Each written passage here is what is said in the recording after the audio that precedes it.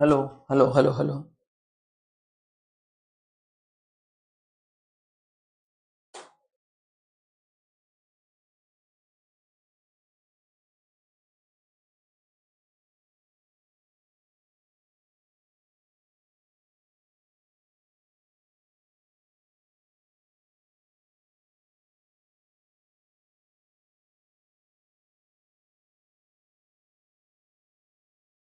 Hello hello hello hello.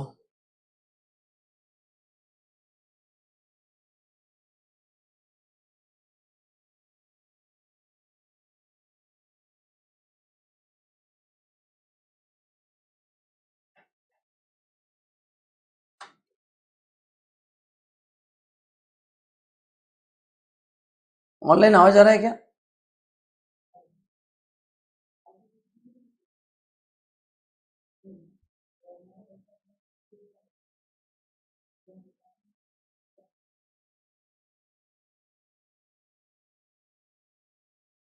Online आवाज आ रहा है?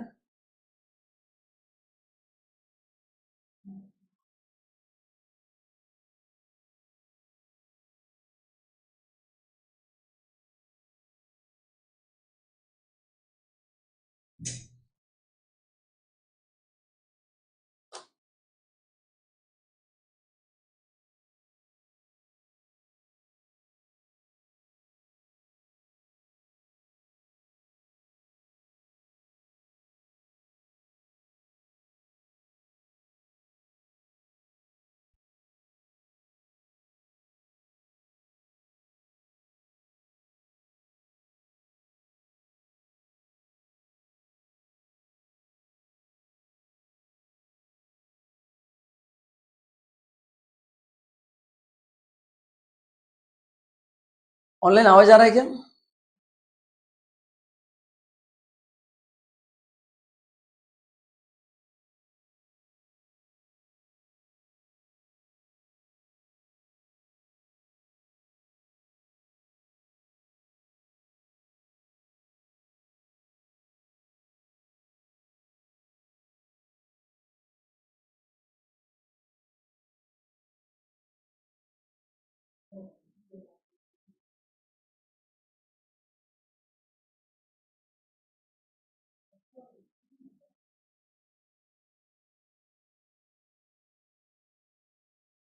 Hello hello hello.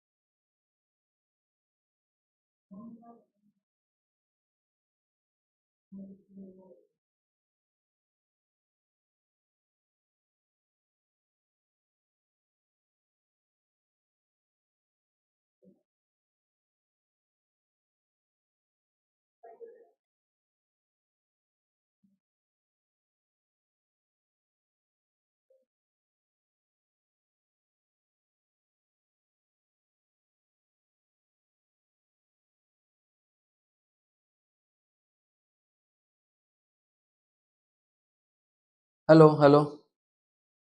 चलो सो आगे बढ़ते हैं। श्रद्धा आवाज आ रहा है क्या?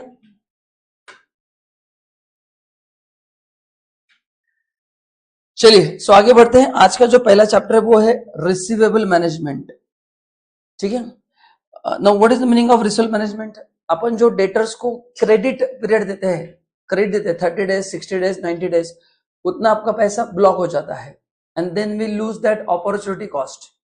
अगर डेटर मेरे को पूरा पैसा आज देगा तो उसको मैं इन्वेस्ट कर सकता हूँ। लेट्स से डेटर्स को हमने 60 डेज का क्रेडिट दिया है, तो हम उसको जो क्रेडिट दे रहे हैं उसका कॉस्ट कितना हम फाइंड आउट करने वाले हैं। ठीक है, क्योंकि अगर वो पैसा मेरे को आज ही मिलता तो उसको मैं और किसी जगह पे इन्वेस्ट करता, so I am losing that opportunity cost. तो every company follow different credit policy, 30 days credit period, 60 days, 90 days, जो भी है। तो कौन सा पॉलिसी उनके लिए बेटर है अपन डिसाइड करेंगे। सी क्रेडिट तो देना पड़ेगा, उस पॉलिसी में जहां पे कॉस्ट मिनिमम होगा वो एग्जाम में अपन उसको सिलेक्ट करेंगे। ये बहुत रेयरली आता है क्योंकि काफी इजी टॉपिक है, उसका फॉर्मेट भी फिक्स है, बट स्टिल एक क्वेश्चन अपन करते हैं, ठीक है। तो इसमें इसका एक स्टेटमेंट अपन बनाते हैं, statement showing evaluation of credit policy. एक होता है टोटल अप्रोच, अपन ने क्लास में किया था, एंड एक होता है incremental approach. Okay, total approach में अपन पूरा सेल्स लेंगे, एंड इंक्रीमेंटल में अगर आप ज्यादा खरीद देते हो तो जितना सेल्स बढ़ेगा उतना लेंगे। तो देखो फॉर्मेट क्या है, पहले एक्सपेक्टेड प्रॉफिट लिखो, देन एक्सपेक्टेड प्रॉफिट कितना आपको, अलग अलग पॉलिसी है, प्रेजेंट पॉलिसी, प्रपोज पॉलिसी, ये एग्जाम में दिया जाएगा। ये प्रॉफिट जो है वो दिया जाएगा आपको एग्जाम में, बस देखना है कि खर्चे कितने हैं। क्रेडिट सेल्स दिया जाएगा, उसके जो खर्चे हैं, क्या क्या खर्चे सेल्स के against, fix cost, variable cost minus करना है, बैड डेट्स माइनस करना है, कैश डिस्काउंट माइनस करना है। तो ये सब माइनस करने के बाद आपका क्या आएगा, तो ये A B C D minus करने के बाद आपका एक्सपेक्टेड प्रॉफिट आएगा, उसमें टैक्स माइनस करो, फिर आएगा एक्सपेक्टेड प्रॉफिट आफ्टर टैक्स। फिर आपका जो पैसा रिसीवेबल में ब्लॉक हुआ है उसका अपने को निकालना है अपॉर्चुनिटी कॉस्ट। वो कैसे निकालना मैं आपको बता दूं कि जितना आपने उनको, उसका फॉर्मूला मैंने क्लास में दिया था, आपको याद है क्या? उसका फॉर्मूला अपन ने क्लास में दिया था, अगर आपको याद है तो बताओ, मैं तो बताता हूं। तो अपॉर्चुनिटी कॉस्ट हम यहाँ पे माइनस करेंगे, एंड फिर आएगा नेट बेनिफिट। और जहां पे बेनिफिट सबसे ज्यादा रहेगा, जहां पे बेनिफिट सबसे क्या रहेगा, ज्यादा रहेगा, वो अपन क्या करेंगे, बोलो अपन क्या करेंगे, वो यस, वो अपन पॉलिसी क्या करेंगे, एक्सेप्ट करेंगे। बराबर है क्या? ठीक है। सो ये अपॉर्चुनिटी कॉस्ट कैसे निकालते हैं,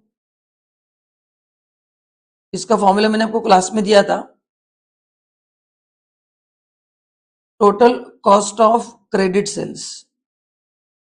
मतलब आपने टोटल खर्चे लेना है कि इतना सेल्स करने के लिए इतना मेरा खर्चा होगा, जो भी अमाउंट है, इनटू कलेक्शन पीरियड अपॉन 365 ले सकते हैं, 360 ले सकते हैं। तो इससे आपका आएगा एवरेज डेटर्स कितना है ना, इससे क्या आएगा अपने को, एवरेज डेटर्स आएंगे into required rate of return. ये आएगा अपना अपॉर्चुनिटी कॉस्ट, और ये अपन माइनस करेंगे, एंड फिर जहां पे प्रॉफिट मैक्सिमम होगा वो अपन क्या करेंगे, सिलेक्ट करेंगे। तो इसमें आपको एक ही फॉर्मूला लिखना है, बाकी सब डेटा रेडीमेड है, फॉर्मेट है, एज इट इज माइनस करना है। तो ये फॉर्मूला लिख के रखना आप, मतलब लर्न करने के लिए, opportunity cost is equal to total cost of credit sales into collection period upon 365 upon 360 into required rate of return, into required rate of return. अच्छा, टेस्ट चालू है क्या? तो मैं टेस्ट का टाइम बढ़ा के देता हूं, डोंट वरी, मैं ग्रुप पे डाल देता हूं।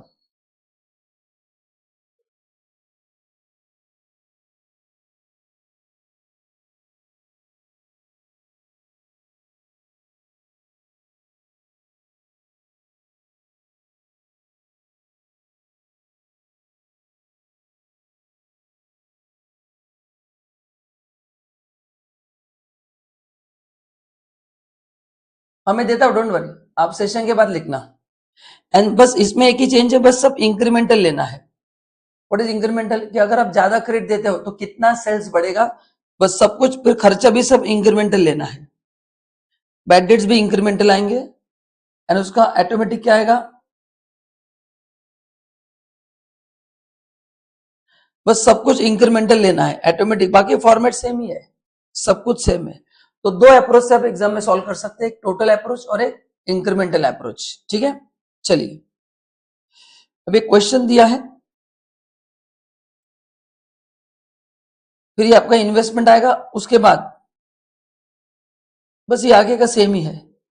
ठीक है, चलो अभी एक ही क्वेश्चन लूंगा क्योंकि ज्यादा इंपॉर्टेंट नहीं, मेरे को पता है, एक क्वेश्चन करते हैं, आगे बढ़ते हैं। The credit manager of XYZ limited is reappraising the credit policy. The company sells its product on terms of net 30. Cost of goods sold is 85% of sales, and fixed costs are further 5% of sales. XYZ classifies customer on a scale of 1 to 4 during the first 5 years the experience is given below. तो cost of goods sold 85% है, आपका fix cost 5%, मतलब अपन 90% cost है जो credit sales में block हुआ है, 10% margin है। 4 कैटेगरी के कस्टमर्स है, ये उनका डिफॉल्ट है, मतलब ये उनके बैड डेट्स है, this is nothing but bad debts. And ये है credit policy. And average rate of return 15% है, मतलब अगर ये पैसा हम बैंक में डालते हैं तो 15% बैच मिलेगा। एग्जाम्पल है, बैंक मतलब एनीवेयर एल्स। तो विद दिस डेटा अपन क्या करेंगे, आंसर फाइंड आउट करेंगे कि कौन सा पॉलिसी अपने लिए क्या है बेटर है, कौन सा पॉलिसी अपने लिए क्या है बेटर है। ठीक है, तो एक हाफ पेज का रूलिंग लो, हेडिंग लिखो,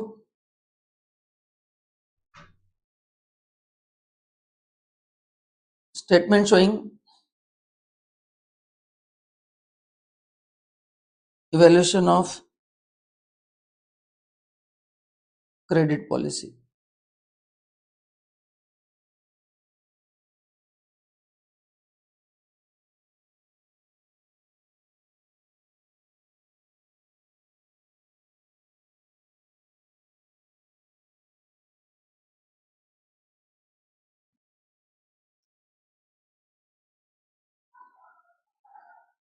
ठीक है, तो अपन इंक्रीमेंटल अप्रोच से जाएंगे।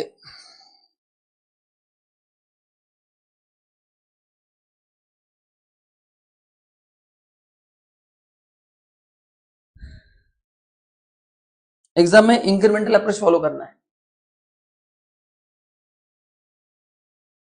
हाँ, ये जो लेक्चर कर रहे हैं उनको एक्स्ट्रा टाइम मिलेगा, जो लोग अटेंडेंस मार्क करेंगे, जिनका मैं नाम देख पा रहा हूँ वही।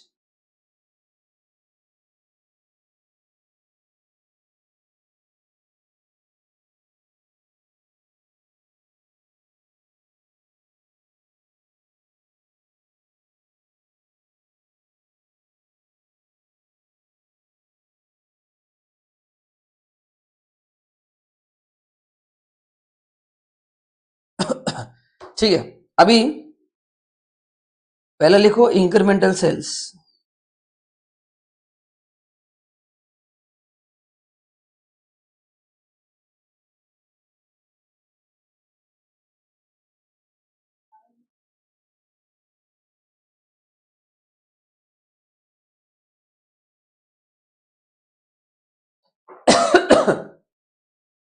इंक्रीमेंटल सेल्स, अभी देखो क्या दिया है क्वेश्चन में।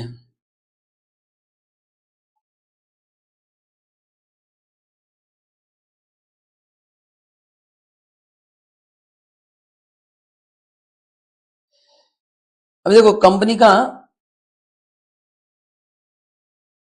नेट मार्जिन 30% है, कॉस्ट ऑफ गुड्स सोल्ड 85% है, फिक्स कॉस्ट 5% है, बराबर है। अभी प्रॉब्लम क्या है, यहाँ पे सेल्स का अमाउंट नहीं दिया है, यहाँ पे सेल्स का अमाउंट नहीं दिया है, and require rate is 15%, correct ना। तो यहाँ पे मतलब देखो यहाँ पे पिछला सेल्स कुछ दिया नहीं है कि पहले कितना सेल्स था, तो ऑब्वियसली इंक्रीमेंटल अप्रोच ही है, तो सब परसेंटेज में दिया है, तो मैं सेल्स को अगर 100 एज्यूम कर सकता हूँ क्या, क्योंकि सेल्स का अमाउंट देते तो मैं इंक्रीमेंटल प्रॉफिट निकाल पाता कि इतना आपका सेल्स बढ़ेगा, पर वो दिया नहीं है, but in terms of percent दिया है।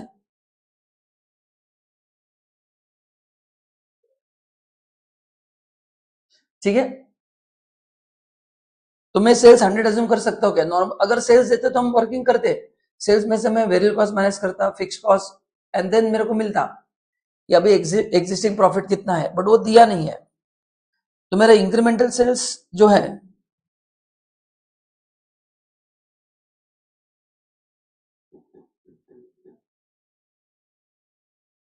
बोलो कितना आएगा, कैसे करेंगे इंक्रीमेंटल सेल्स। अपने को 15% गेन मिल रहा है ना, तो 100 का 15% लेना है, 15 रुपया, क्योंकि देखो यहां पे क्या दिया है, net on net 30, cost of goods sold is 85, ये तो 30 टर्म्स है उनका, टर्म्स ऑफ नेट 30 डेज का टर्म्स है, इसका कुछ अपने को नहीं चाहिए। कॉस्ट 85% है, कॉस्ट कितना है 85%। तो मैं अगर 100 रुपए सेल्स मानता हूं तो कंट्रीब्यूशन कितना होगा, ये वेरिएबल कॉस्ट है ना, सेल्स 100 रुपए मानता हूं, वेरिएबल कॉस्ट 85, कंट्रीब्यूशन 15 रुपए आ जाएगा। और फिर उसमें से अपन बाकी खर्चे क्या करेंगे, माइनस करेंगे। बाकी खर्चे क्या करेंगे, अपन माइनस करेंगे। देखो ये फॉर्मेट फॉलो कर रहा हूं मैं।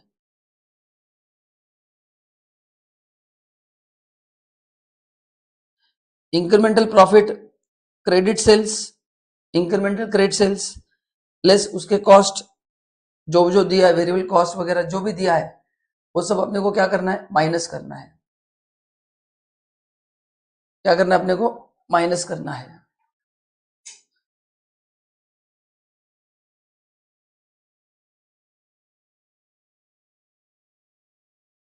ठीक है, तो कोई बता सकता है कैसे करना है, क्या करेंगे स्ट्रेटेजी।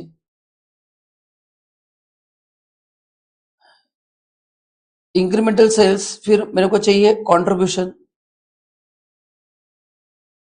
फिर उसमें से माइनस करूंगा मैं इंक्रीमेंटल कॉस्ट,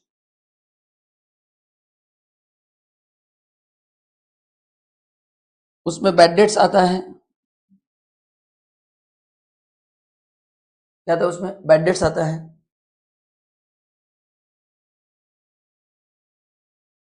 फिर अपना वो अपॉर्चुनिटी कॉस्ट आता है। तो आज आप ट्राई करेंगे क्या, क्वेश्चन ये आज ट्राई करो। ये मैंने आपको आधा अपने अपन ने क्लास में किया है, उसके ऊपर रिवाइज करो। नहीं आता तो मैं नेक्स्ट सेशन में करा कर लेता हूँ, and I hope you will manage this. छोटा क्वेश्चन है, आप घर पे ट्राई करो, नहीं आता तो मैं नेक्स्ट सेशन में लेता हूँ। तो दिस इज होमवर्क। मैंने आपको फॉर्मूला बता दिया, क्या फॉर्मूला है, ये फॉर्मूला से आपको अपॉर्चुनिटी कॉस्ट मिलेगा। बाकी सब डेटा क्वेश्चन में दिया है, put the value get the answer. But एक बार क्लास में जो क्वेश्चन लिया उसको आप रिवाइज करो, नहीं है तो नेक्स्ट सेशन में बता दूंगा। So this is for homework now. आइए आगे बढ़ते हैं, ट्राई करो, नहीं है तो मैं हुच। चलो तो नेक्स्ट है इन्वेंट्री मैनेजमेंट, जिसमें अपने को दो प्रकार के न्यूमेरिकल्स आते हैं। One is EOQ and second आता है अपने, सेकंड क्या आता है, लेवल्स। तो what is the formula for EOQ. अच्छा, ईओक्यू होता क्या है, at EOQ ordering cost is equal to carrying cost and total cost is equal. अपन ने क्लास में मैंने आपको एक टेबल बना के दिया, देखो बहुत बड़ा। अपन ने एक 7-8 ऑर्डर का टेबल बनाया था, जहां पे ओवरऑल कॉस्ट कम आ रहा है, वहां पे दोनों कॉस्ट इक्वल आ रहे हैं। वहां पे दोनों कॉस्ट क्या आ रहे हैं, इक्वल आ रहे हैं। तो ऐसा हो सकता है। तो ईओक्यू में व्हाट इज ए। अच्छा, ईओक्यू से पता क्या चलता है, बताओ। व्हाट वी सी, कैलकुलेशन छोड़ दो, ईओक्यू से पता क्या चलेगा, वो क्या क्वांटिटी है जहां पे मेरा स्टॉक ऑप्टिमम रहेगा। मतलब ना अंडर स्टॉकिंग होगा ना ओवर स्टॉकिंग होगा, मतलब मेरा प्रोडक्शन कभी बंद नहीं होगा। ये पहला सफिशिएंट स्टॉक रहेगा। एंड सेकंड, मेरा जो कॉस्ट है वो कम रहेगा। दो तरह के कॉस्ट रहते हैं, एक होता है ऑर्डरिंग कॉस्ट मतलब buying cost, and carrying cost मतलब एक प्रोडक्ट स्टोर करने का कॉस्ट। तो C is your carrying cost, ये सम परसेंटेज ऑफ वैल्यू रहता है, this is some percentage of value रहता है। ठीक है, तो ये फॉर्मूला है, बहुत सिंपल है। एंड मटेरियल्स के फॉर्मूले से अपन डायरेक्ट क्वेश्चन करते हैं, आ जाएगा आपको।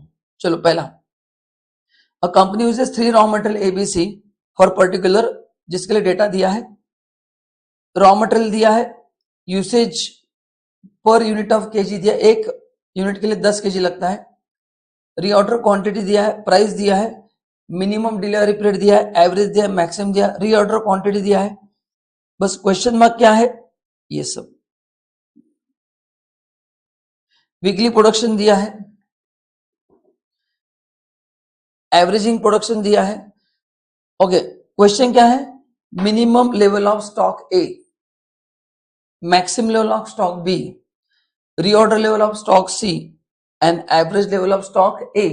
तो ये चार चीजें ढूंढना है। तो एक बार फॉर्मूला अपन रिवाइज करते आइए, प्रीवियस पेज पे दिया है।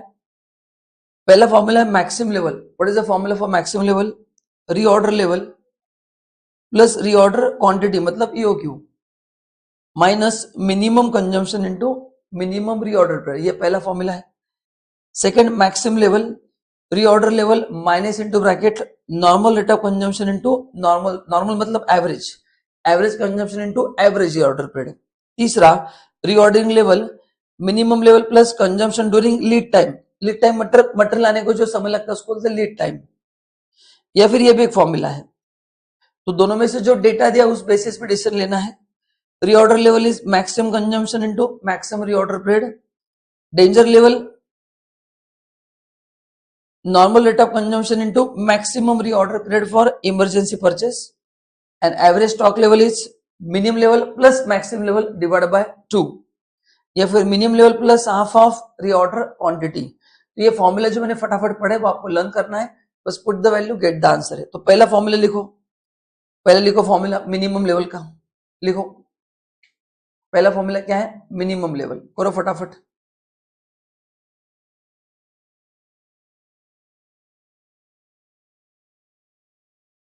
लिखो minimum level of A.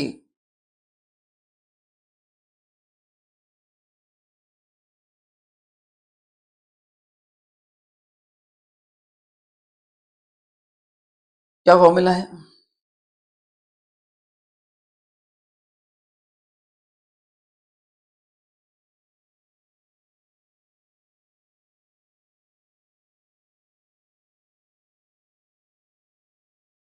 Reorder level minus, देखो क्या फॉर्मूला है मिनिमम लेवल का,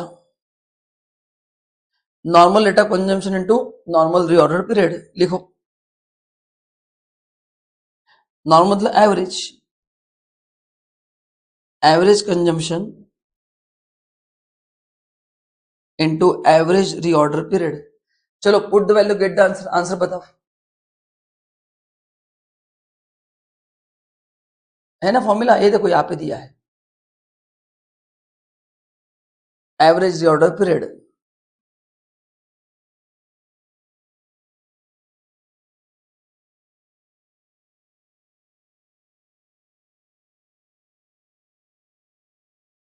लिखा फॉर्मूला सबने, reorder level minus into bracket average consumption into average reorder period. तो देखो व्हाट इज रीऑर्डर लेवल दिया है 8000 केजी दिया है, बराबर। अब और क्या चाहिए अपने को? एवरेज कंजम्पशन दिया आपको 200 यूनिट से, और एक यूनिट के लिए कितना लगता है रॉ मटेरियल? 10 केजी। ये हिडन पॉइंट है। डोंट टेक 200 यूनिट्स, अपने को रॉ मटेरियल का स्टॉक चाहिए, तो एक यूनिट के लिए एक मटेरियल नहीं 10 केजी लगता है, तो इससे अपने को नॉर्मल कंजम्पशन मिलेगा। And what is normal reorder period? Average 2 weeks लगते हैं, कम दर्जा पकड़ के कितना मिलता है? 2 वीक्स मिलते हैं। तो बस मल्टीप्लाई करो। समझा सबको? So reorder level is 8000 KG minus into bracket 200 units into 10 KG into 2 weeks.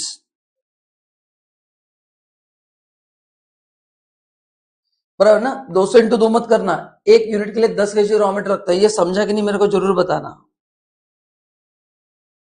सब लोग रिप्लाई करो।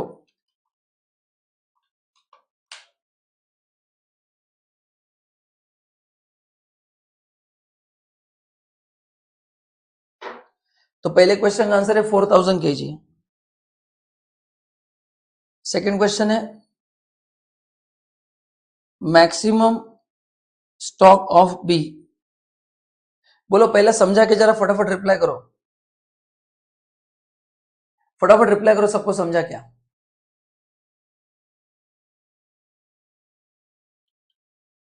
यस। सेकंड लिखो मैक्सिमम स्टॉक लेवल। क्या फॉर्मूला मैक्स का? ये देखो यहाँ पे दिया है, कॉपी करो। Reorder level plus reorder quantity minus into bracket minimum consumption into minimum reorder period. लिखो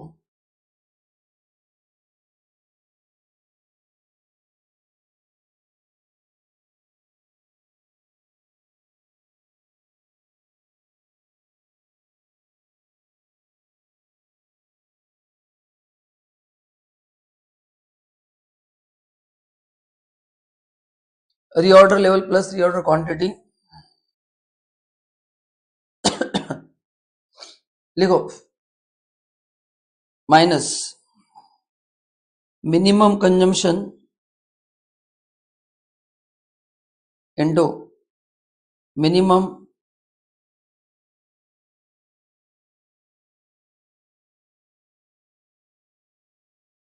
reorder period, minimum reorder period.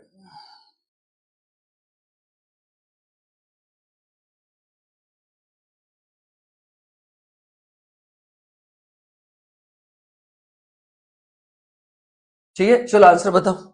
तो बी का देखो रीऑर्डर लेवल कितना है, बी का 4750, रीऑर्डर क्वांटिटी 5000।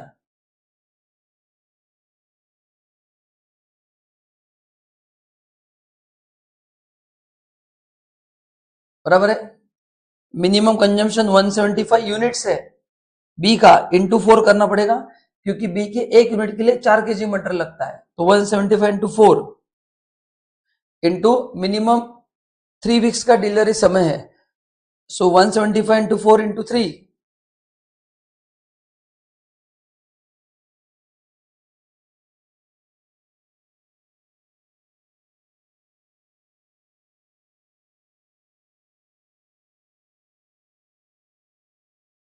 ये आएगा 9750 केजी माइनस कितना है बोला आंसर, 175 इंटू 3 इंटू 3,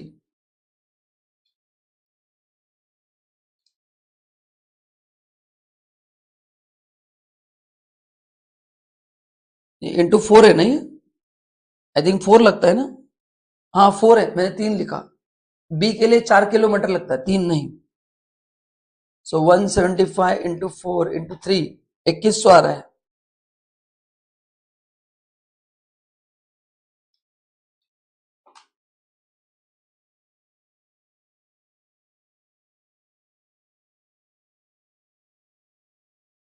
चलो तीसरा क्वेश्चन हो गया क्या सबका, फटाफट रिप्लाई करो, फटाफट रिप्लाई करो।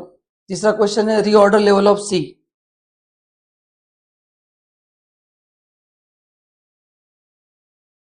तीसरा क्वेश्चन है reorder level of C. Amit,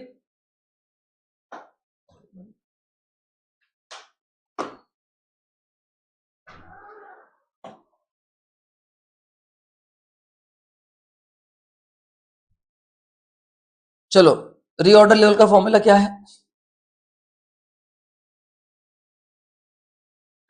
minimum level plus consumption during lead time.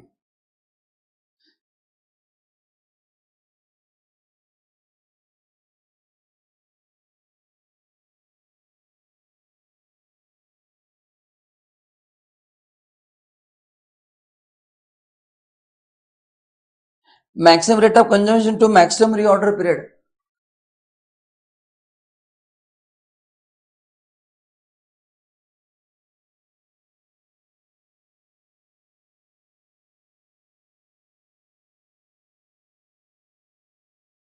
चलो ये फॉर्मूला अप्लाई करो। देखो इसमें से कौन सा फॉर्मूला अप्लाई होता है, मैं रुकता हूं, तीनों फॉर्मूला आपके सामने है। ये एग्जाम में चेक करना पड़ेगा क्या डेटा अवेलेबल है, उस हिसाब से होगा। चलो करो फटाफट। दोनों तो दोनों कर सकते हैं, दोनों फॉर्मूले में डेटा है।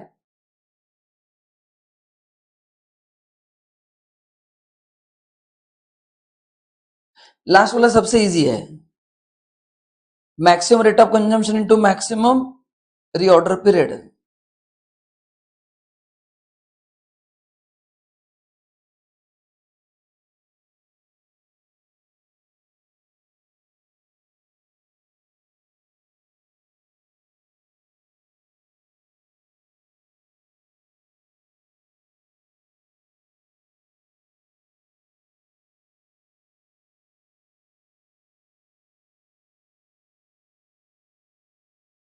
चलो सी का चेक करो, मैक्सिमम कंजम्पशन कितना है 225, एक यूनिट के लिए 6 केजी रॉ मटेरियल लगता है और मैक्सिमम समय कितना है 4 weeks. So 225 into 6 into 4, 225 into 6 into 4,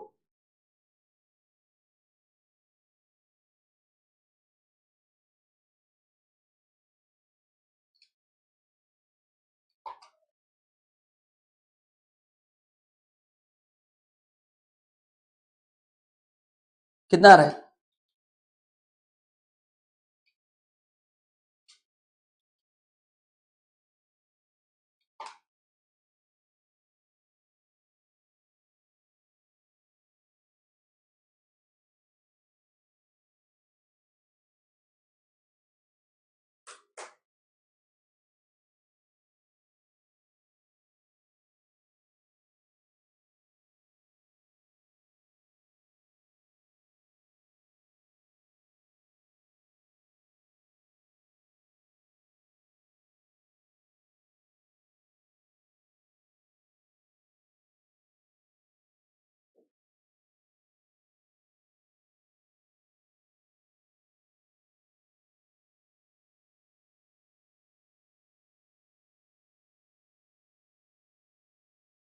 ठीक है, चलो next. Average stock level of A,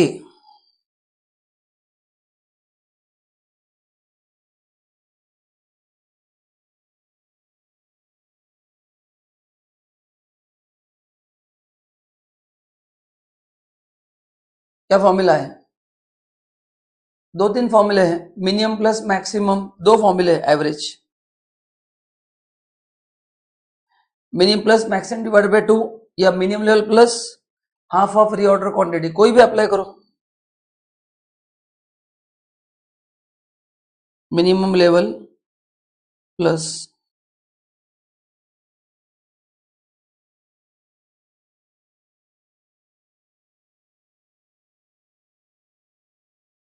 half of reorder quantity.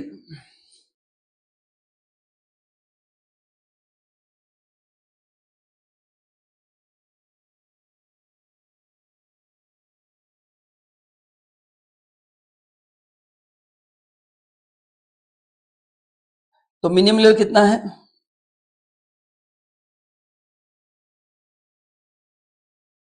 अपन ने निकाला है मिनिमम लेवल कितना है का, 4000 kg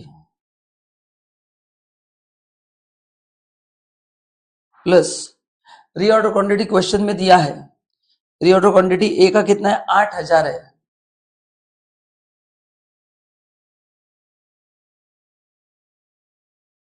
नहीं 8 नहीं, वो रीऑर्डर लेवल है, 10,000 है, 10।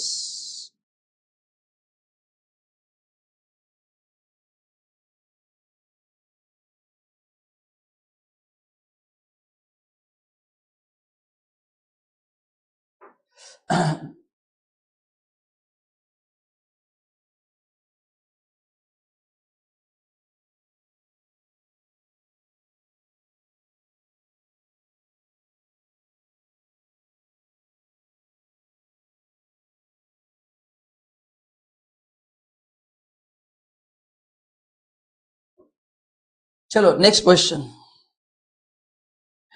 RST has received an order of quantity on a discount, price per ton दिया है,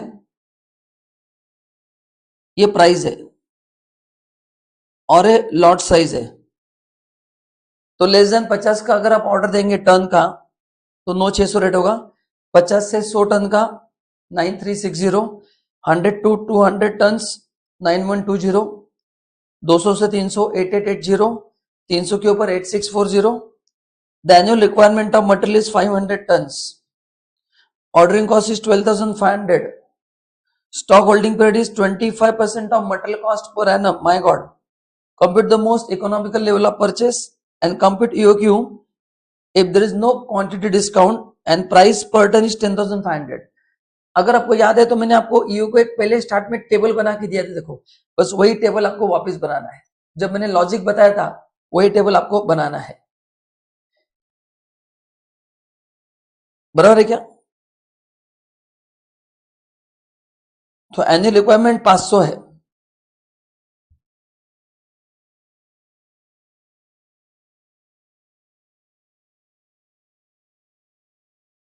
तो ऑर्डर कितने बनेंगे? एक लेस देन 50 बनेगा, एक 50 का बन सकता है, 100 का बन सकता है, 200 का बनेगा, 300 का बनेगा।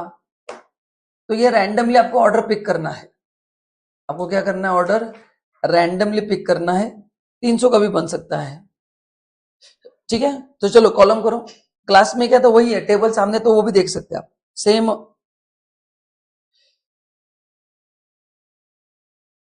लिखो क्वेश्चन नंबर 2, क्लास के नोट से आपके पास फर्स्ट पेज देखना जो क्लास में किया था। कितने कॉलम आएंगे?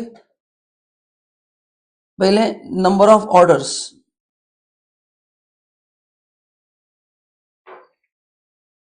नहीं पहले क्वांटिटी, ऑर्डर साइज लिखो पहले कि आप कितने क्वांटिटी के ऑर्डर प्लेस कर सकते हो। एनुअल डिमांड पता है मेरे को 500 है।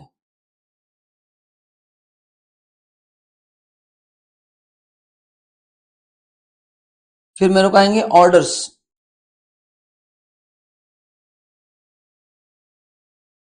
Number of orders. फिर परचेज कॉस्ट,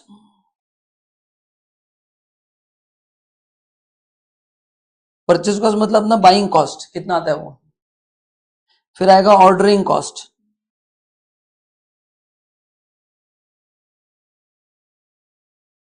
ठीक है। या एक काम करो, परचेज कॉस्ट मतलब वो पर यूनिट का लिखा है मैंने। पर यूनिट का क्यों लिखा है? क्योंकि वो प्राइस कम होगा ना, इसलिए लिखा है। प्राइस कम होगा ना, हर एक जैसे तुम ऑर्डर क्वांटिटी बढ़ाओगे प्राइस अलग है, इसलिए मेरे को परचेज कॉस्ट लिखना पड़ता है। Ordering cost, then carrying cost,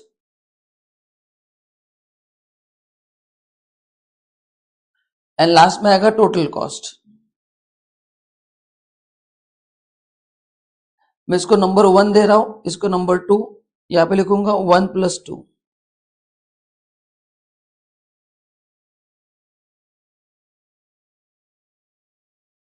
अच्छा एक काम करो, अपन क्या करते हैं, ठीक है, हाँ 1+2 करते हैं। आप टोटल कॉस्ट भी निकाल सकते हैं, परचेस को भी ऐड कर सकते हैं, तो भी चलेगा, आंसर नहीं बदलेगा। रेडी क्या बताओ?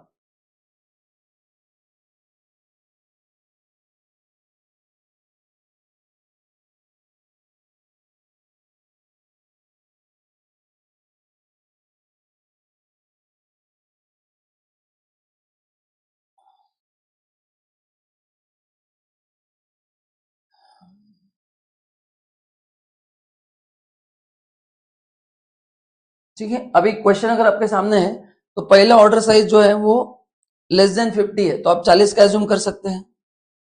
दूसरा 50 to 100 है, तो मैं 50 ले सकता हूं, बीच में दो दो लाइन छोड़ना। फिर मैं 100 ले सकता हूं। फिर 100 to 200 है ना, तो 200 ले सकता हूं, 300 ले सकता हूं, चाहे तो 500 का भी ले सकता हूं, बट 500 लेके मतलब नहीं, वो कॉस्ट ज्यादा आने वाला है।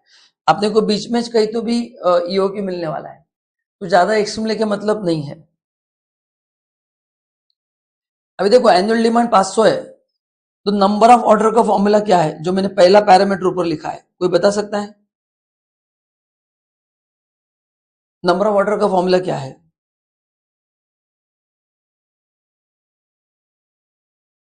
Annual demand upon order size. तो एनुअल डिमांड 500 है, ऑर्डर साइज आपने लिखा है, डिवाइड करके बताओ, ये नंबर ऑफ ऑर्डर का है। एनुअल डिमांड 500 है अपॉन 40, 500 अपॉन 50, करो फटाफट।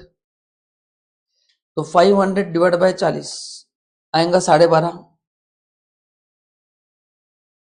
500 बाय 50 10, 500 बाय 100 5, 500 बाय 200 2.5, 500 बाय 300। अच्छा अभी कोई ऑड ऑर्डर देता नहीं है, ये जस्ट एकेडमिक कैलकुलेशन है। कोई भी इंडस्ट्री में ऐसे 1.6 ऑर्डर नहीं देगा, पहले ऑर्डर में 300, नेक्स्ट ऑर्डर में 200, वो खाली नंबर्स वैसे ऑर्डर है। तो ये समझा क्या पहले बताऊं? सो बोलो नंबर ऑफ ऑर्डर कैसे आते हैं? Annual demand upon order size. फिर नेक्स्ट अपने को चाहिए परचेस कॉस्ट।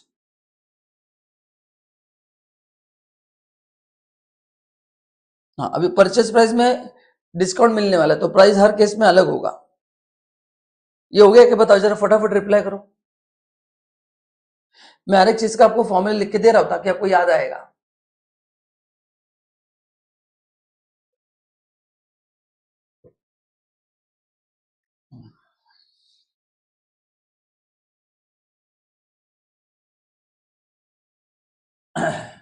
जल्दी करो।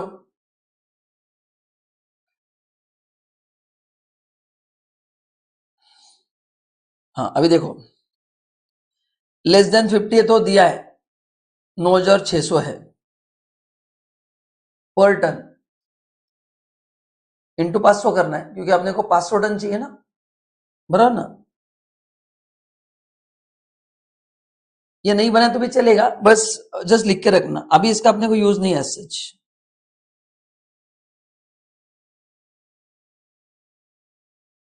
तो कितना आएगा बताओ।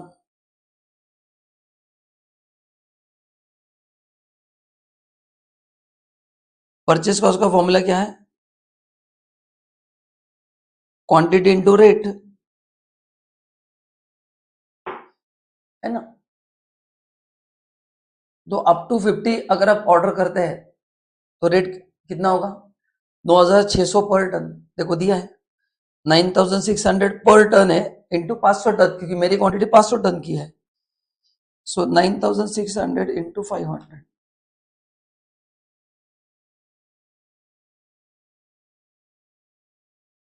48 लाख, समझा क्या सबको?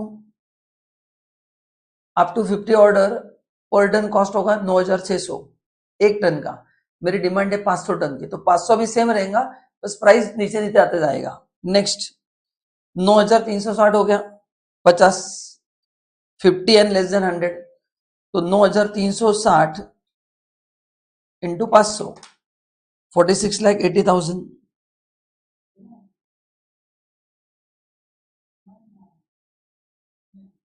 देन 100 पे no 120, no 120 into 500, 45,60,000। Then 8,880 into 500, 44,40,000।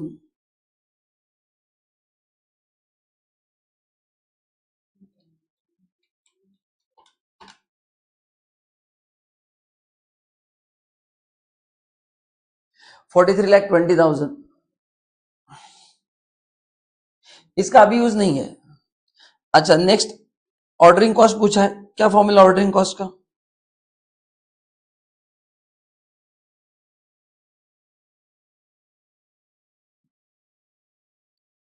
Number of orders into cost per order. Order cost कैसे आता है? Number of order into cost per order. Number of order अपन ने निकाल के रखा है सेकेंड कॉलम में, कॉस्ट पर ऑर्डर क्वेश्चन में दिया है।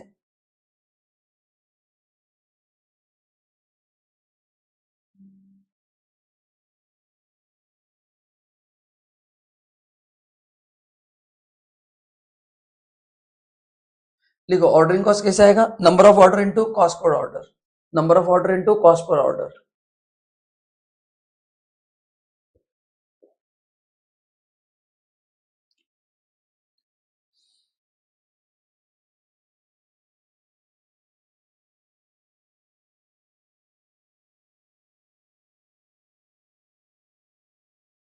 तो पर ऑर्डर 12,500 है, 12,500 इंटू दिस, तो 12,500 एक ऑर्डर का कॉस्ट है, इसे 12.5 ऑर्डर होंगे, 12,500 into 12.5, 156,250। Then 12,500 into 10, 1,25,000। 12,500 into 5, 62,500। 12,500 into 2.5, 31,250। 12,500 into 1.67, 20,875। ये समझा क्या? अरे बाबा समझा कि नहीं बताओ।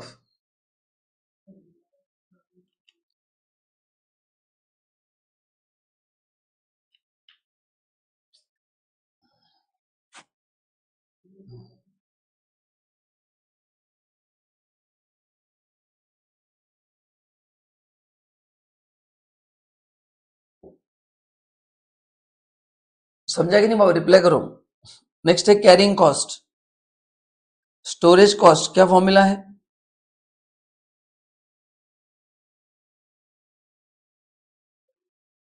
Half into order quantity into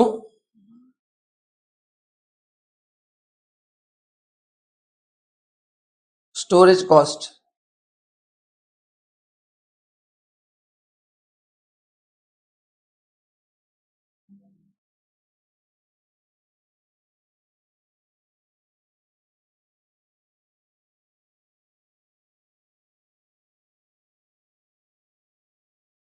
है ना। अपन एज्यूम करते हैं कि आधा प्रोडक्शन के लिए इशू किया ना, आधा स्टॉक में है, into order quantity into storage cost. अभी देखो क्या क्या दिया है, ये है ऑर्डर क्वांटिटी, ये है ऑर्डर साइज, तो हाफ इंटू दिस करना है, इससे क्वांटिटी मिलेगा। स्टोरेज कॉस्ट कितना होगा, 25% ऑफ मटेरियल कॉस्ट,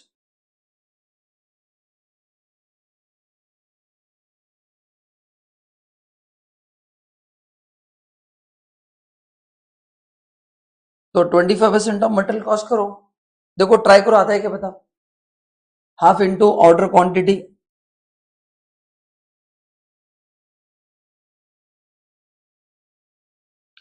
तो ऑर्डर क्वांटिटी ये है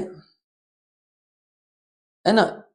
ऑर्डर साइज एक बार 40 आएगा, फिर 50 आएगा, फिर 100 आएगा, so half into order quantity बराबर है, इंटू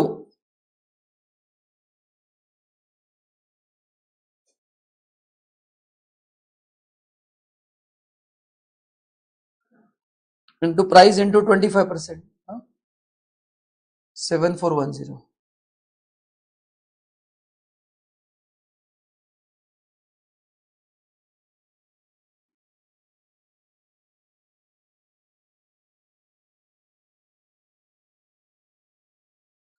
अरे समझा कि नहीं, देखो क्या क्या चाहिए अपने को, सब लोग ध्यान दो। हाफ इंटू ऑर्डरिंग क्वांटिटी कितना है 40 से पहले केस में, इससे अपने को स्टॉक मिल गया, into what is the price per ton, 9600 से प्राइस पर टन, उसका 25%, उसका 25% स्टोरेज कॉस्ट है। तो ऐसे हर एक का आपको करना पड़ेगा, समझा कि नहीं। अभी बताओ एक एक करके आंसर। सो 9600 इंटू 25% इंटू 20, पहला आएगा 48,000। चेक करो फटाफट करो, ये हर एक के लिए करो आंसर, सब लोग आंसर भेजो, मैं 1 मिनट रुकता हूं, भेजो आंसर सब लोग।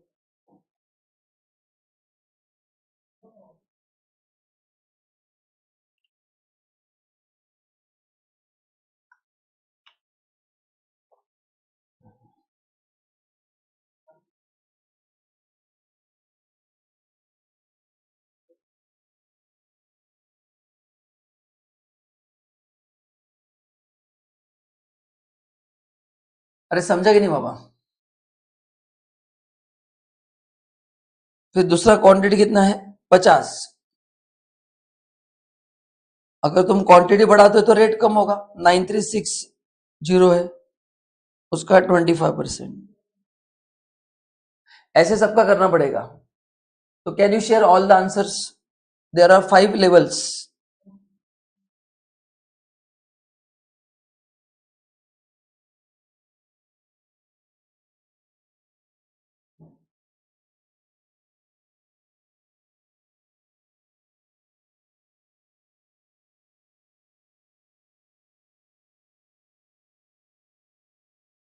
Nine one two zero,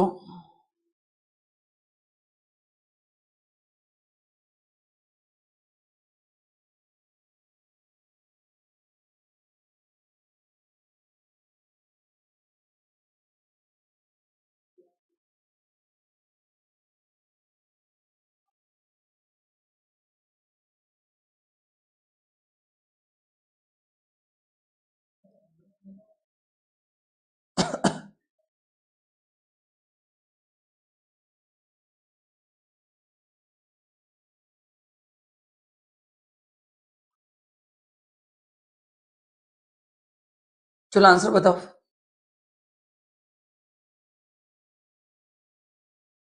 answer भेजो फटाफट,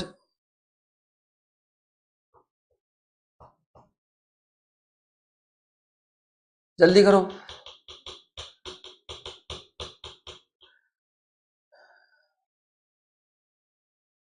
सो पहला 48,000 आ रहा है क्या, दूसरा 9360 into 25%,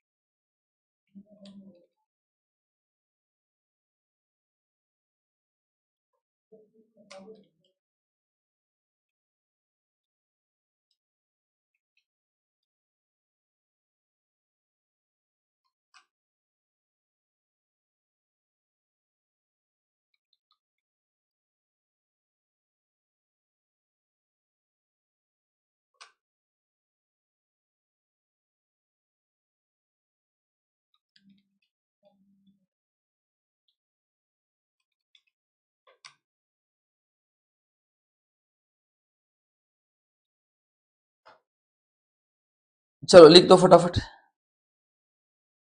48,000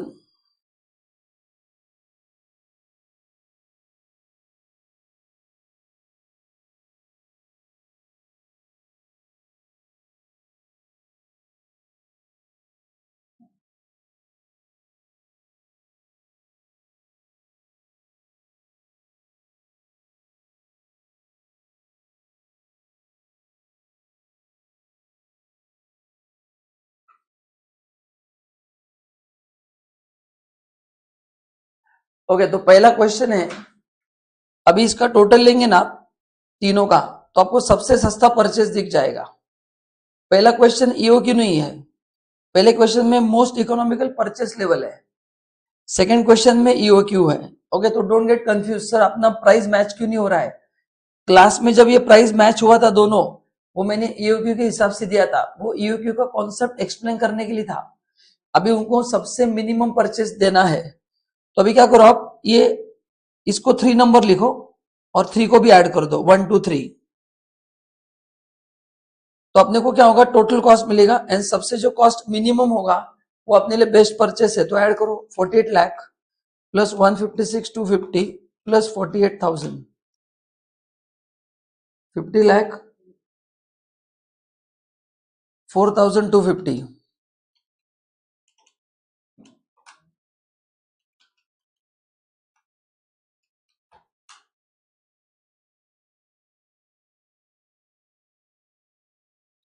forty eight 63,500।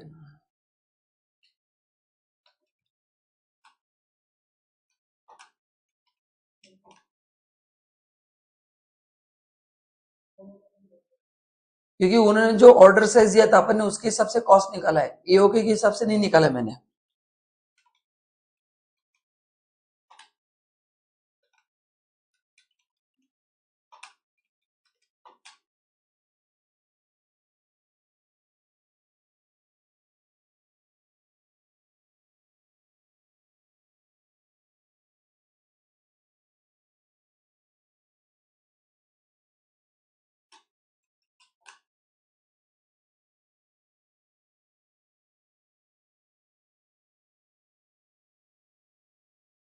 Forty six 93 है, वो 222 है, एंड 43 लाख 20,000 प्लस 20875 प्लस।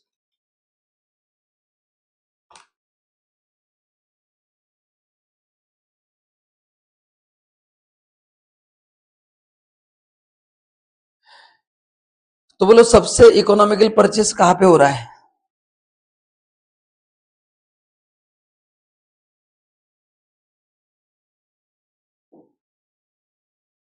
तो सबसे, तो the most economical purchase level is 300 units. तो ये लिखना है, the most economical purchase level is when the order size is 300 units. सबको समझा गया।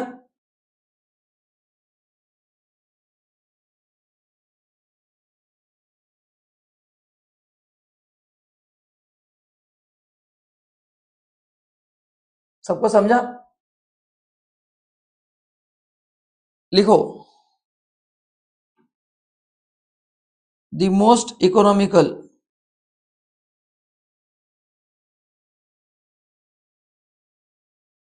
परचेस्ड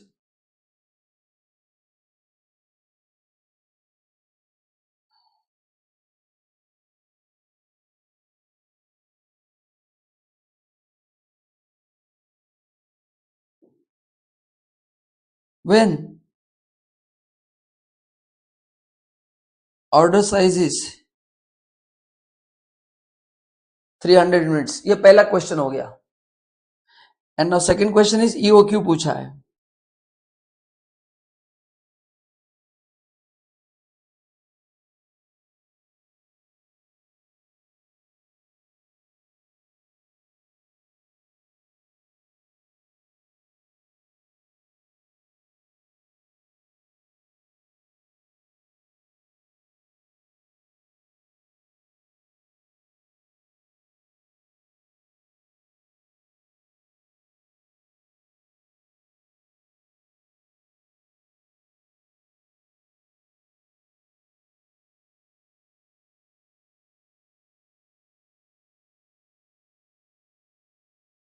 तो एनुअल डिमांड कितना दिया है?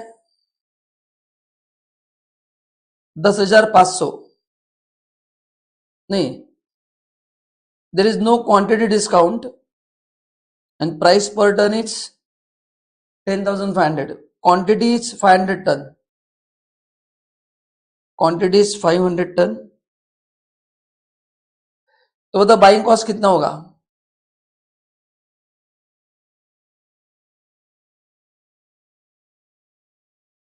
दिया है 12,500 दिया है बाइंग कॉस्ट। चलो करो फटाफट। बाइंग कॉस्ट 12,500 दिया है।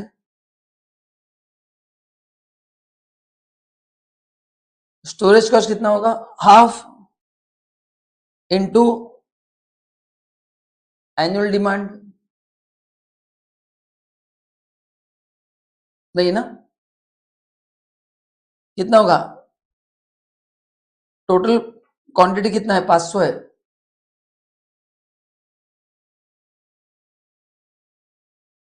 जल्दी करो, बताओ ईओक्यू कितना होगा?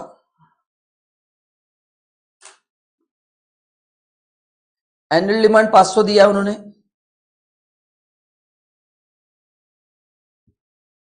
ऑर्डरिंग कॉस्ट 12,500 है। अभी अपने को चाहिए स्टोरेज कॉस्ट। बोलो स्टोरेज कॉस्ट कैसे आता है? ऊपर फॉर्मूला लिखा था।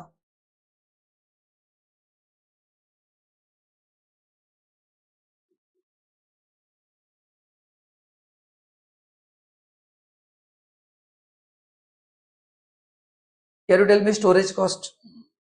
25% दिया है, बट 25% किसका?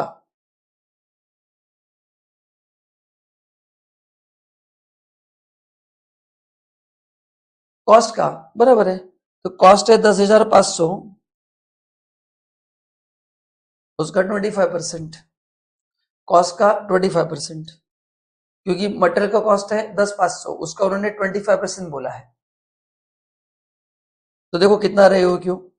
2 × 500 × 12,500।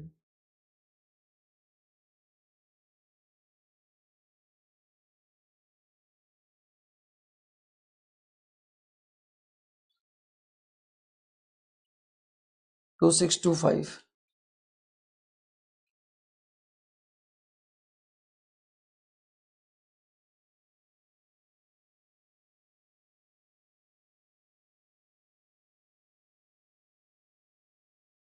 एंड आप क्रॉस चेक कर सकते हैं एट दिस लेवल आपका ordering cost and storage cost same रहेगा। आप क्रॉस चेक भी कर सकते हैं, तो घर पे आप क्रॉस चेक करो ordering cost and storage cost equal आ रहा है कि नहीं। आ रहा है तो करेक्ट है अपना आंसर। ठीक है? Is this clear to everyone? चलो आगे बढ़ते हैं। Next topic is capital structure.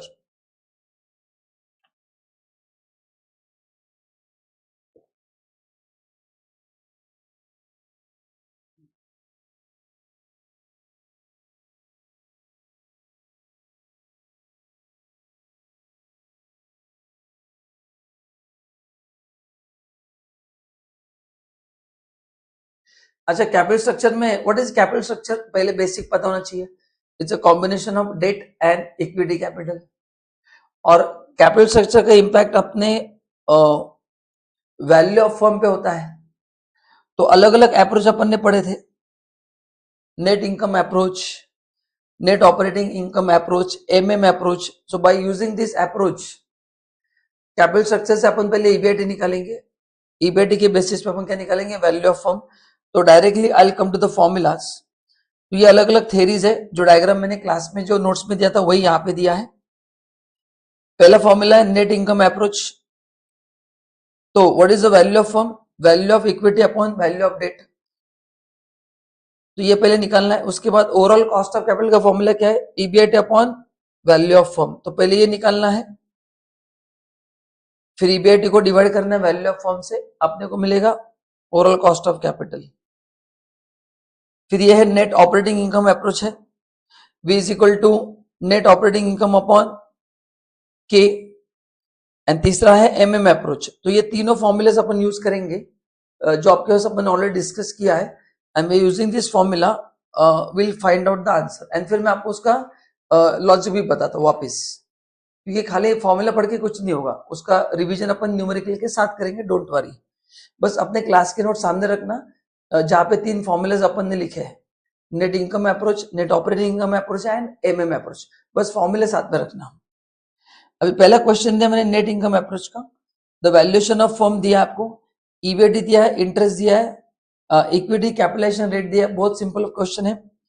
Assume that there are no taxes and the interest rate on debt is 10%. मतलब ये डेट का रेट 10% है. Determine the value and WWC using net income approach. What happens if a firm A borrow 2 lakh at 10% to repay equity capital? तो ये अपन देखेंगे बाद में कि ए ने अगर 2 लाख रुपए बोरो किया है, और तो देखेंगे क्या होता है. ठीक है. तो अपने को पहले फॉर्मेट चाहिए. फॉर्मेट में को क्या चाहिए, अच्छा अभी नेट कौन सा फॉर्मूला है, नेट इनकम अप्रोच है. नेट इनकम अप्रोच का फॉर्मूला क्या है, बोलो. EBIT upon value of firm. But यहाँ पे ईबीआईटी में से इंटरेस्ट भी माइनस होगा, तो अपन लेंगे ईबीआईटी. तो अपन पहले एक एक करके पहले निकालते हैं, है ना, बता दो मैं, डोंट वरी. चलो तो पहले एक टेबल बनाओ, 4 कॉलम करो.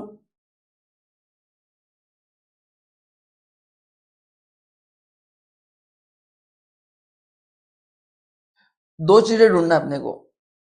पहले लिखेंगे अपन स्टेटमेंट शोइंग, क्वेश्चन 1 लिखो.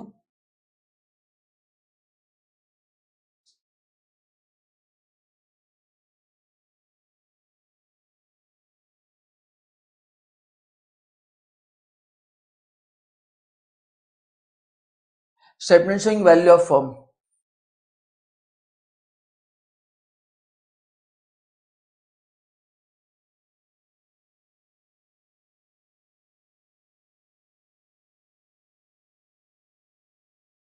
जरा अटेंडेंस मार्क करो जितने लोग प्रेजेंट है.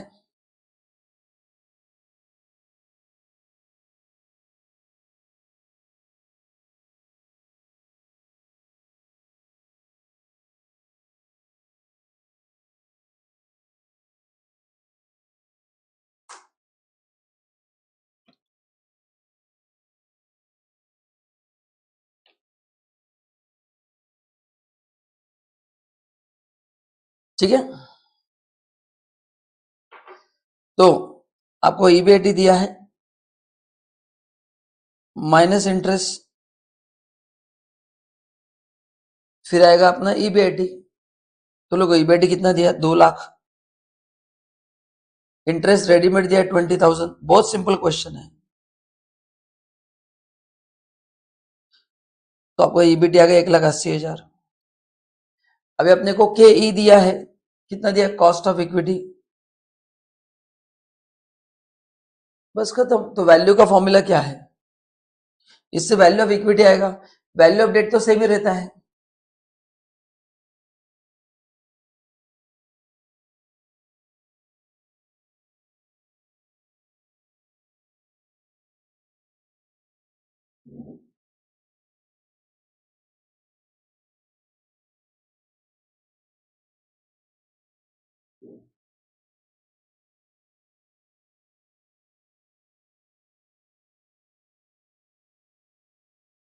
तो this is the profit available for share holder, 1,80,000, क्योंकि इंटरेस्ट भी दिया एंड उनका कॉस्ट ऑफ कैपिटल 12% है, मतलब हम उनको 1,80,000 दे सकते हैं, तो 1,80,000 और हम उनको 12% दे रहे, डिवाइड बाय 12%, तो आपका वैल्यू ऑफ इक्विटी आ गया 15 लाख रुपया। अभी वैल्यू अपडेट तो सेम ही रहता है, क्वेश्चन में दिया 2 लाख का वैल्यू अपडेट,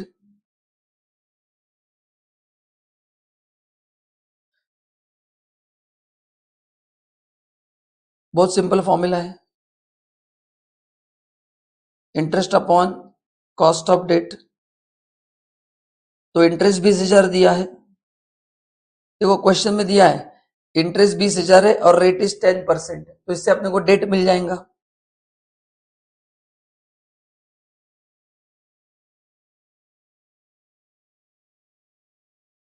बस इन दोनों को जोड़ दो,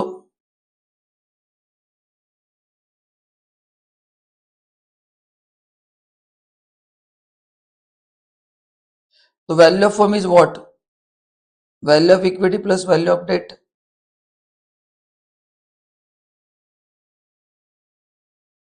17 लाख आ गया।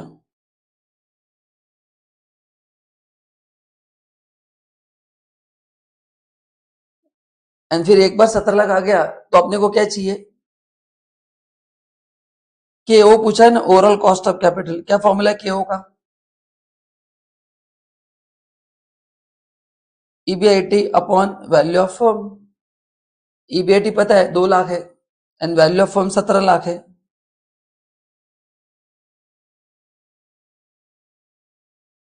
सो 2 lakh divide by 17 lakh into 100, 11.76%।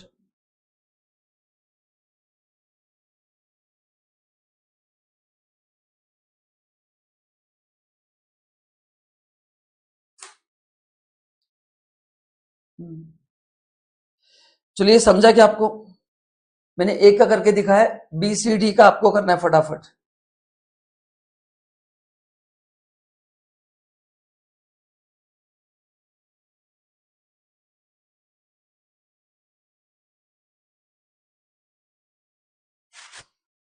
एक का हुआ क्या बताओ,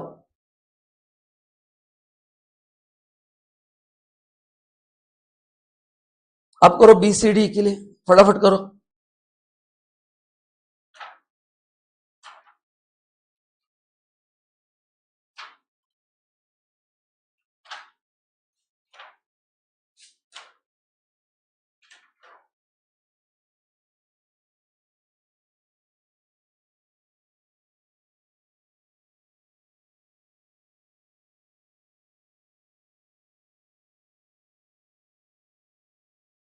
हो गया, चलो not do it for others. तो ईबीआईटी कितना दिया क्वेश्चन में, 3 लाख, 5 लाख, 6 लाख, और उसमें से ये इंटरेस्ट माइनस करो, 3 lakh, 5 lakh, 6 lakh,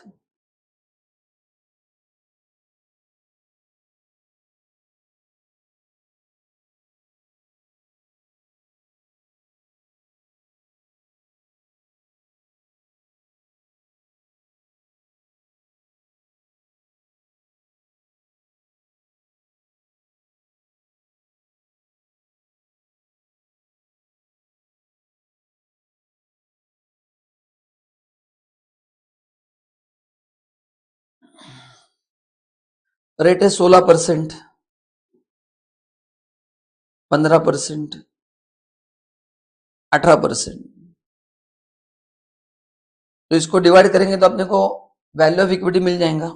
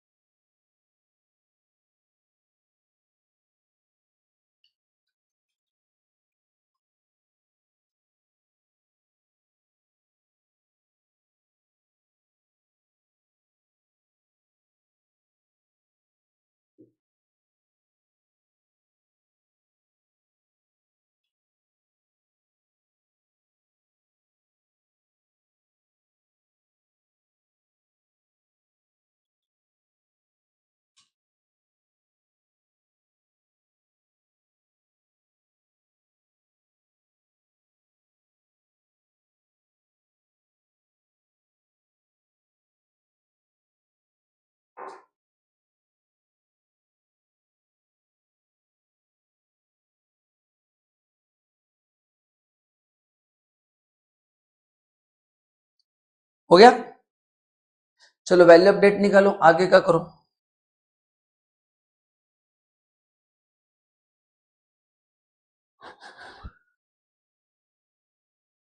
interest upon same ही रहेगा ना वो। इंटरेस्ट कितना है? 60 लाख, सॉरी 60,000, 2 लाख, 2,40,000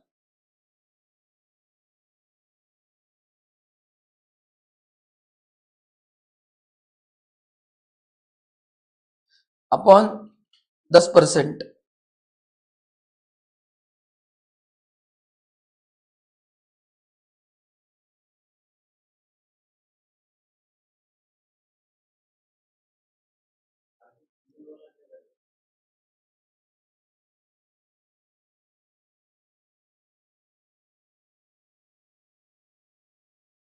पंद्रह 20 मिनट, एक ही क्वेश्चन। ये आ गया 6 लाख, ये आ गया 20 लाख, चेक करो एक बार। और ये आ गया 24 lakh.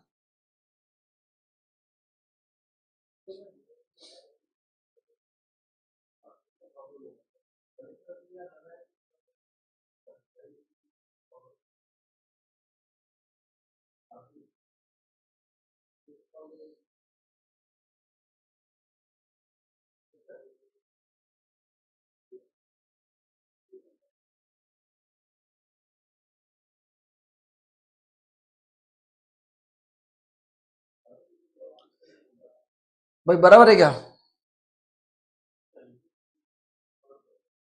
And EBIT 3 lakh, 5 lakh, 6 lakh.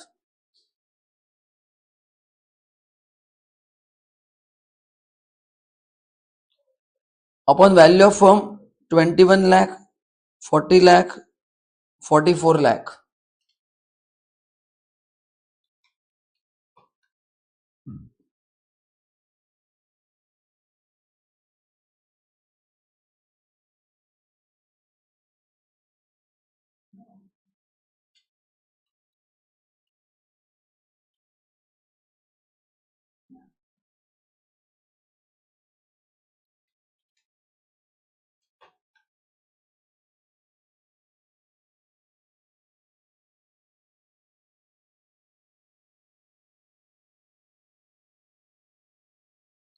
Check करो आंसर बराबर है क्या?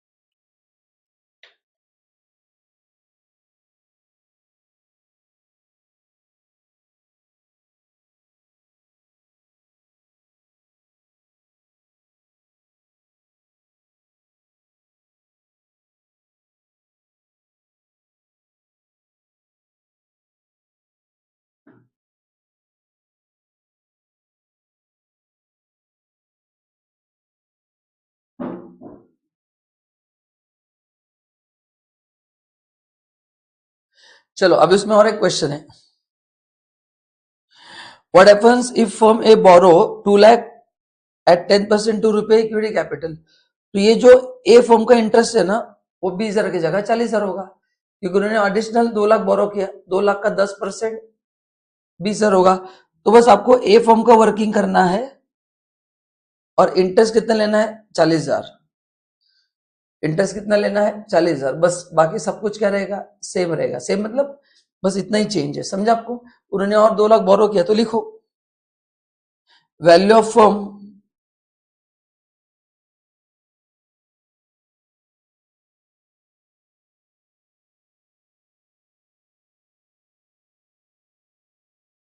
Value of firm A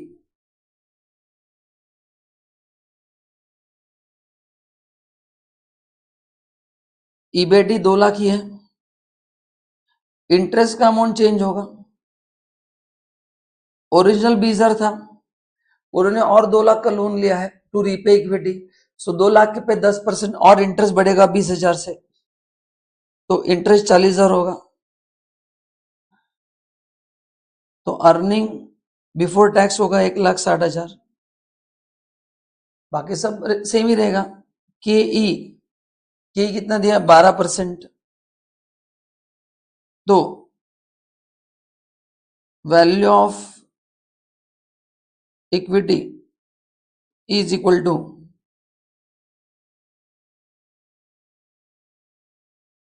EBT upon के।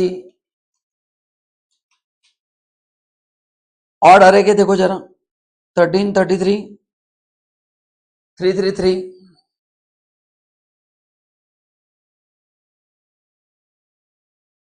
वैल्यू ऑफ डेट, अभी डेट भी बढ़ेगा ना,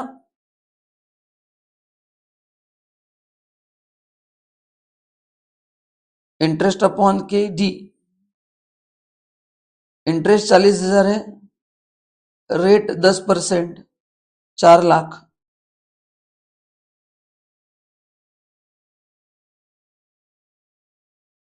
तो value of firm that is V is equal to E plus D,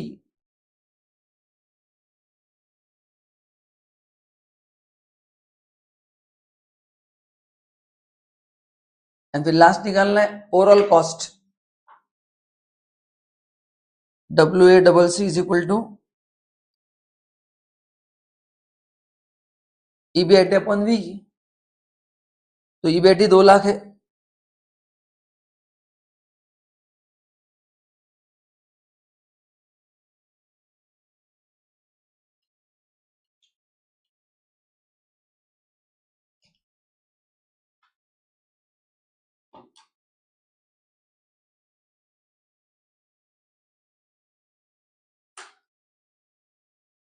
तो तुमने अगर 2 लाख बढ़ा दिया तो रिवाइज कॉस्ट होगा 11.54%।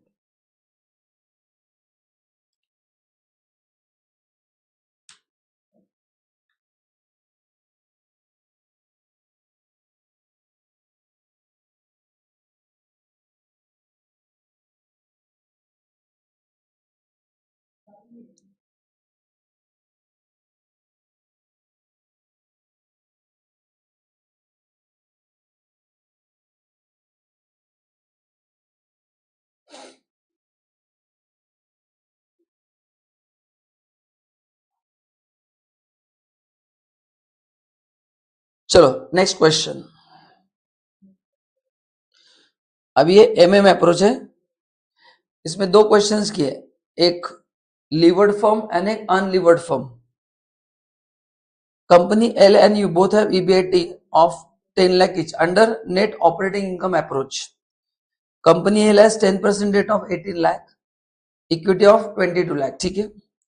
Company U employ equity fund to the tune of 40 lakh, ठीक है। तो दोनों का स्ट्रक्चर दिया है कि एल के पास क्या है और यू के पास क्या है।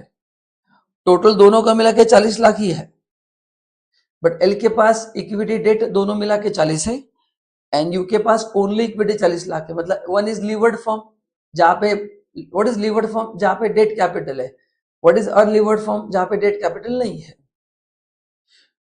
दोनों कंपनी का टैक्स रेट 40% है। चलो तो अभी अपन इसका effect of tax shield on the total earning of a investor. Investor का मतलब क्या निकालना है अपने को, अपने को निकालना है कि what is the profit after tax available for investors, दोनों फॉर्म में। तो EBIT minus interest is equal to EBT minus tax is equal to PAT, ये पैट आ गया, ठीक है। एंड फिर मैं इसको 2 फॉर्मूले से आपको दिखाऊंगा, अपन ने क्लास में एक अलग किया था, यहाँ पे आपको अलग फॉर्मूले से बताता हूँ, आप रूलिंग लो। तो कंपनी एल इज लीवर्ड क्योंकि डेट कैपिटल है, and company you is unlevered. मैं बताता हूँ कैसे करना है। क्वेश्चन 2 लिखो।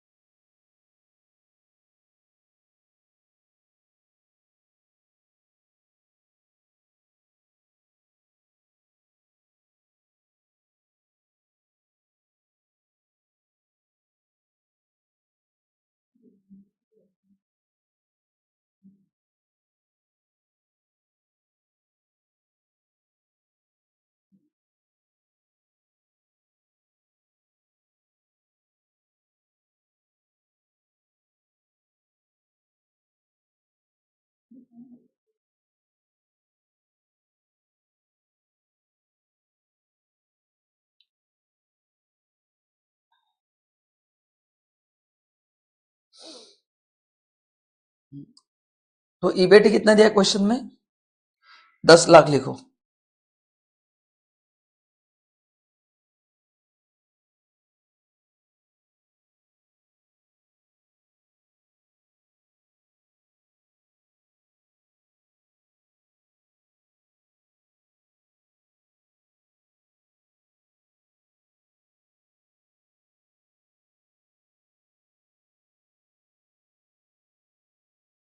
इंटरेस्ट देखो कितना है,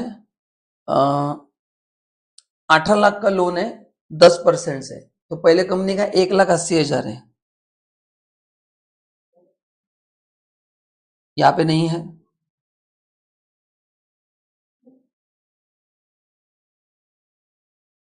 टैक्स रेट 40% दिया है, सो 8,20,000 इंटू 40%, 3,28,000, 4 लाख।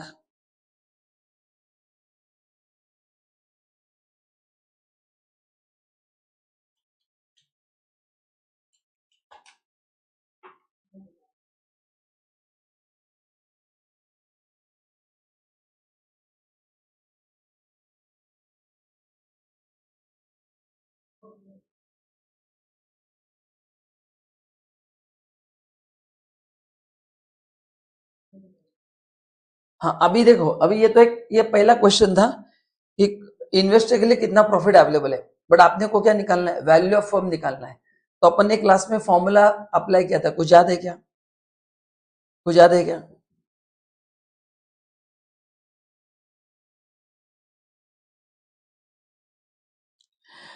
क्या फॉर्मूला है? ये अर्निंग में डिफरेंस क्यों है?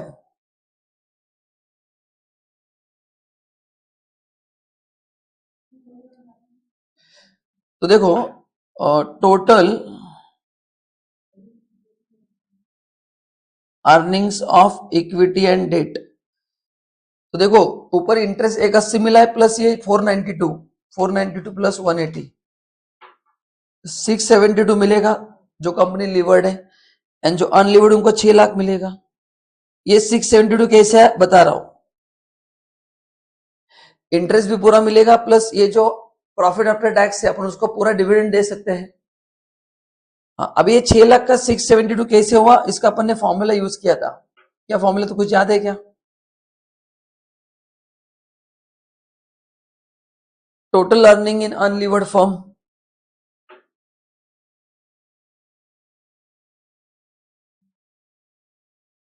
Total earning in levered firm. ये बड़ा कैसे? बहुत सिंपल फॉर्मूला है, earnings of unlevered firm जो है 6 lakh, plus interest on debt into tax rate.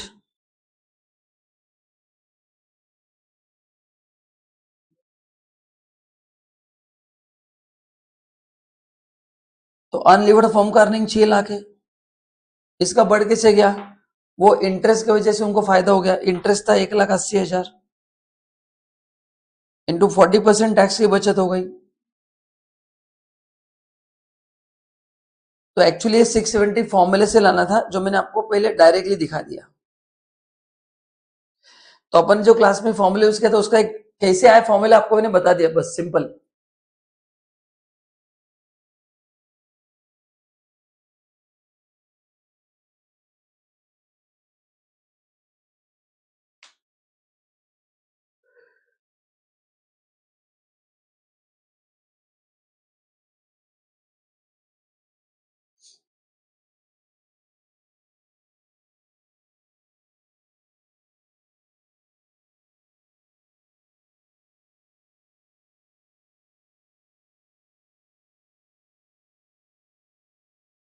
सबको समझा क्या बताओ?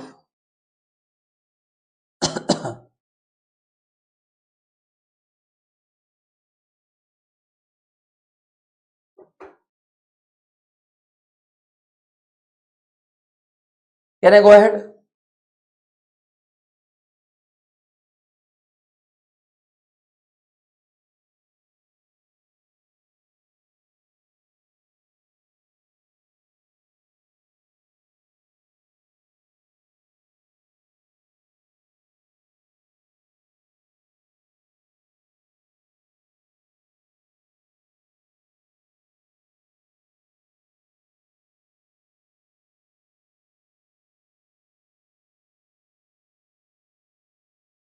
चलो next, last question. MM approach से अपने को वैल्यू ढूंढना है। ये कट कर दो। There are two firms P and Q which are identical except P does not use any debt capital in the structure. मतलब उनका वो अनलिवर्ड फॉर्म है। while Q has 8 lakh 9% debenture in capital structure. Both the firms have EBIT of 260 per annum. दोनों का same EBIT है and the capitalization rate is 10%, cost 10% है. Assume corporate tax rate 30%. Calculate the value of firm using MM approach. Using क्या करेंगे अपन? MM approach से हम formula apply करेंगे। तो आपको मैं 1 मिनट देता हूं, आप कर सकते हैं क्या बताओ? MM approach के नोट्स देखो। MM approach से कैसे आता है value? Put the value get the answer, इतना है। तो पहले अपने को क्या निकालना है? अभी ऊपर क्या वेसेज, पहले अब ये निकालो, पहले वैल्यू ऑफ अनलिवर्ड फॉर्म निकालो, उसमें फिर ये फॉर्मूला ऐड करो। ये एमएम अप्रोच तो ही था, बस यही करना है आपने। पहले वैल्यू ऑफ अनलिवर्ड फॉर्म निकालो, फिर उसमें ये ऐड करो, खत्म। वही तो पूछा है, यही स्टेप में फॉलो करने वाला हूं। तो अर्निंग आफ्टर टैक्स निकालेंगे।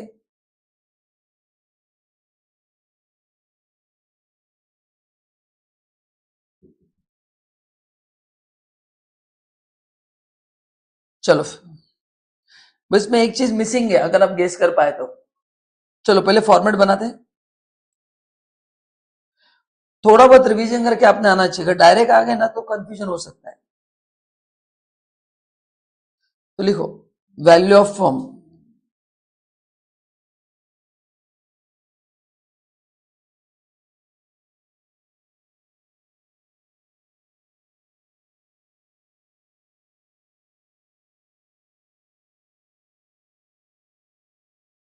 Under MM approach.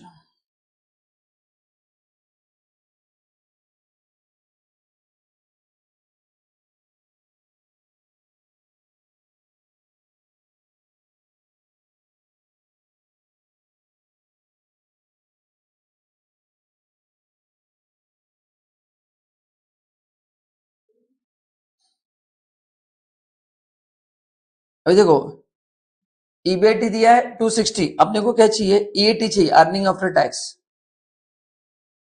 तो इस अर्निंग आफ्टर टैक्स अपॉन 10% करेंगे तो अपने को वैल्यू ऑफ इक्विटी आएगा। तो पहले मेरे को क्या चाहिए? Value of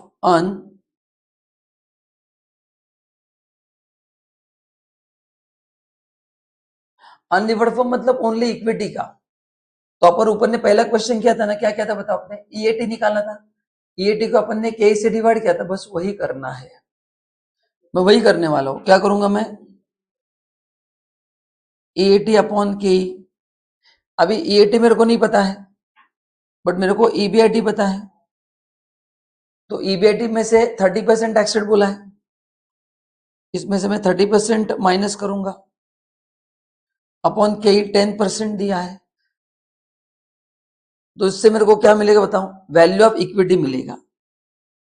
C value of equity मतलब value of unlevered form.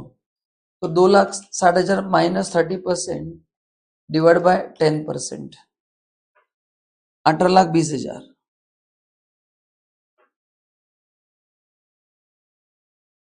Add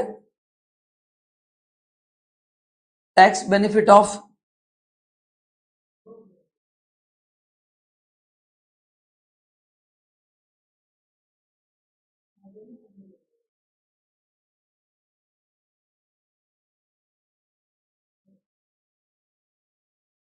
so debt into tax rate.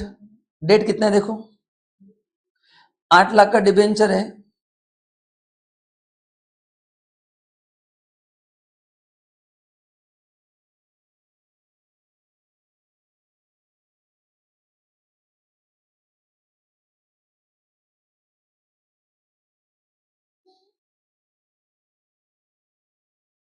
बोलो कैसे निकालेंगे बताओ। Interest on debt into debt rate, तो 8 लाख का 9% कितना आएगा? 72,000 आएगा। एंड उसका टैक्स रेट कितना? 30%। 21,600 देखो आ रहा है क्या?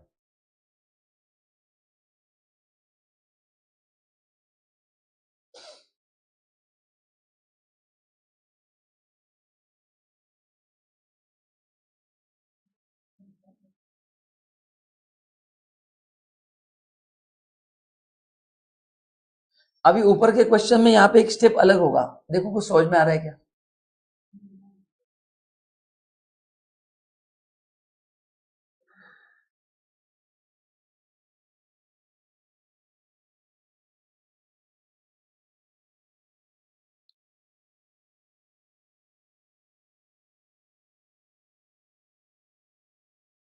सी ऊपर अपन ने टोटल अर्निंग निकाला था, अपने को अर्निंग निकालना है क्या? अपने को वैल्यू निकालना है, समझो आप। ऊपर अपन ने जो क्वेश्चन किया था यहाँ पे, वहां पे अपने क्या किया था? इंटरेस्ट ऑन डेट इनटू किया था टैक्स रेट। कहां पे? क्वेश्चन 2 में। क्योंकि अपने को अर्निंग्स निकालना था, यहाँ पे अर्निंग चाहिए वैल्यू चाहिए? वैल्यू चाहिए। अर्निंग चाहिए वैल्यू चाहिए? वैल्यू चाहिए। तो यहाँ पे बस अपने को डेट लेना पड़ेगा, आपको समझा क्या? ऊपर अपने को अर्निंग चाहिए था, इसलिए मैंने इंटरेस्ट को मल्टीप्लाई किया। भाई अपने को वैल्यू चाहिए, तो 8 लाख का आप जितना इंटरेस्ट देंगे आपका 30% बचत होगी, तो 8 लाख का 30% करना पड़ेगा। ये नया फॉर्मूला आप ध्यान में रखना। सो 8 लाख का 30%, ये शायद अपन फर्स्ट टाइम कर रहे हैं।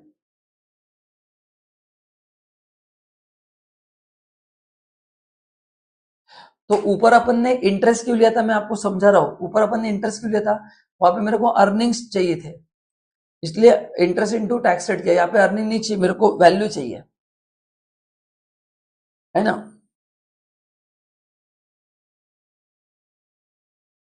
तो 8 लाख का जो भी इंटरेस्ट पीएनएल में होगा उसका 30% सेव होगा, तो उसके हिसाब से अपन ने टोटल का 30% ले लिया है।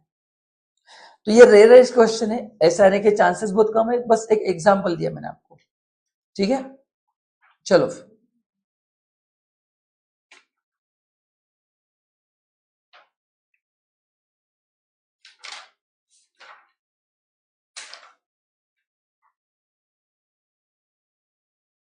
तो आज इतना ही करते हैं।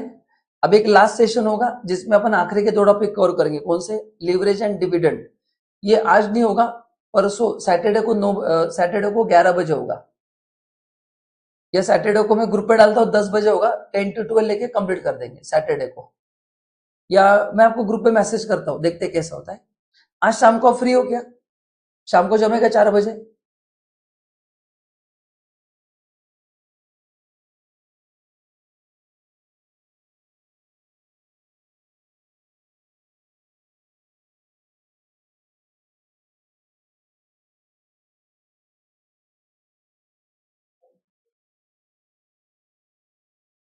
क्या भी करना है?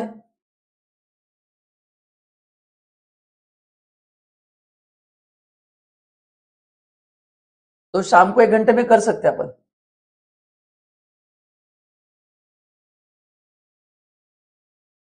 तो शाम को लेते हैं 4 to 5। शाम को लेते हैं 4 to 5।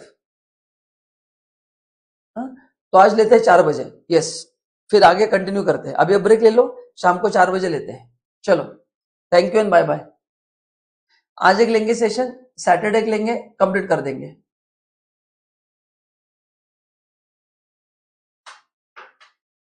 ठीक है, तो आज 4 बजे लेते हैं।